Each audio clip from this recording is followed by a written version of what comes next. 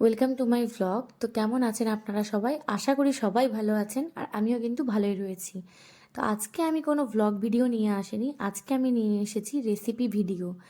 আর এই রেসিপিটা কিন্তু স্বল্প খরচে স্বল্প সময়ে আপনারা বাড়িতে বানাতে পারবেন। আর এটা ডিম ডিম দিয়ে বানানো, দেখতেই পাচ্ছেন। তো ডিম কিন্তু সবার বাড়িতে অ্যাভেলেবেল থাকে, এমনটা না যে মাংস টাংস দিয়ে বানিয়েছি অ্যাভেলেবেল নাও থাকতে পারে। ডিম সবার বাড়িতে অ্যাভেলেবেল থাকে। আর এর জন্য দরকার মাত্র দুটো সেদ্ধ ডিম আর একটা আলু সেদ্ধ। তো আলু আর ডিম সেদ্ধ করে নেওয়ার পর কিন্তু এভাবে এরকম গ্রেটারের সাহায্যে গ্রেট করে নিতে হবে।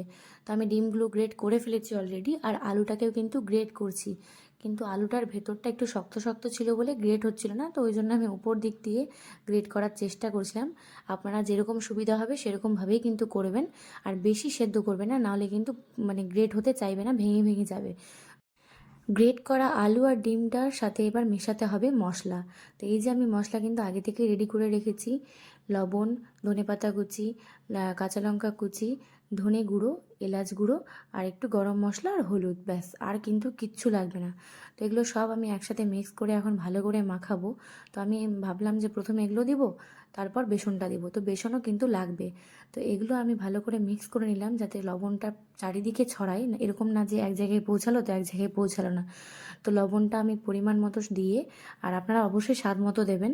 তো লবণটা দিয়ে কিন্তু আমি মাখালাম ভালো করে। এরপরে কিন্তু আমি বেসন দিয়ে দিব।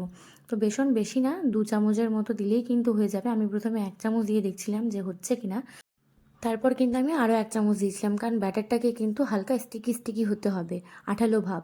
আপনারা কিন্তু অল্প অল্প করেই দেবেন, বেশি করে দেবেন না। তারপর আমি কিন্তু পেঁয়াজ কুচিয়ে রেখেছিলাম, সেই পেঁয়াজটাকেও দিয়ে একদম ভালো করে মাখিয়ে নেব। এবার হাতে ভালো করে তেল লাগিয়ে কিন্তু আমি গোল গোল করে নেব।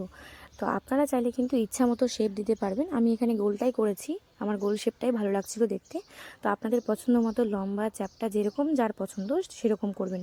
তেলটা কিন্তু হাতে বেশি করে দেবেন, কারণ হাতে যদি তেলটা বেশি করে না দেন তাহলে কিন্তু গোল গোল হবে না, লেগে যাবে হাতে, যেহেতু সেদ্ধ ডিম আর আলু আছে। তো এরকমভাবেই আমি কিন্তু একই রকমভাবে সবটি বানিয়ে নেব একসাথে। তো আমি যতটা পরিমাণ নিয়েছিলাম এতে করে কিন্তু 4-5 জনের আরাম করে হয়ে যাবে। আমার কিন্তু বানানো প্রায় কমপ্লিটের দিকে। এই দেখেন আমি কত সুন্দর প্লেটে সাজিয়ে রেখেছি। তো এবার আমি চলে যাব ভাজতে। তার আগে কি করতে হবে, একটা ডিম ভেঙে কিন্তু বাটিতে ফেটিয়ে নিতে হবে। আর আমি এই যে কড়াইয়ে তেল দিয়ে দিলাম, এবার গরম হওয়ার জন্য আমি কিছুক্ষণ রেখে দেবো।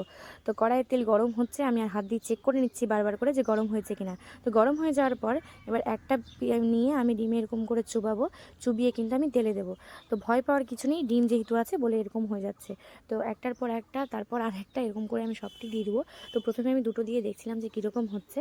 তো দুটো দিয়ে দেখলাম যে না, ঠিকঠাকই আছে। তারপর আমি বাকিগুলোও কিন্তু দিয়ে দিতে শুরু করলাম। তো আপনারাও ভয় পাবেন না, হবে একই রকমভাবে হবে। তো দেওয়ার পর আমি আস্তে আস্তে করে সবটি দিয়ে দিব। তো কড়াইয়ে দেখুন কীরকমভাবে, আর আঁচটা কিন্তু মিডিয়াম ফ্লেমে রাখবেন, বেশি হাই করবেন না, নাহলে বেশি লো করবেন না, তাহলে কিন্তু পুড়ে যেতে পারে, আর নাহলে কাঁচা থেকে যাবে। তো দেখুন আমারটা এরকম হয়ে আসে, আর যদি লাল হয়ে যায় এরকমভাবে, তো তারপর কিন্তু উল্টে পাল্টে দিতে হবে। আমি কিন্তু বারবার করে উল্টে পাল্টে নিচ্ছিলাম, কারণ একই রকমভাবে রেখে দিলে কিন্তু হবে না। আর এই যে আমার ভাজা কমপ্লিট হয়ে গেছে, এটা আমি এখন প্লেটে সার্ভ করে নেব। তো কি সুন্দর কালারটা এসছে, দেখতেই পাচ্ছেন আপনারা। অবশ্যই ঈদে ইফতারিতে একবার ট্রাই করবেন, খুবই ভালো লাগবে। আর ভিডিওটি ভালো লাগলে অবশ্যই লাইক করবেন আর কমেন্ট করবেন। টাটা।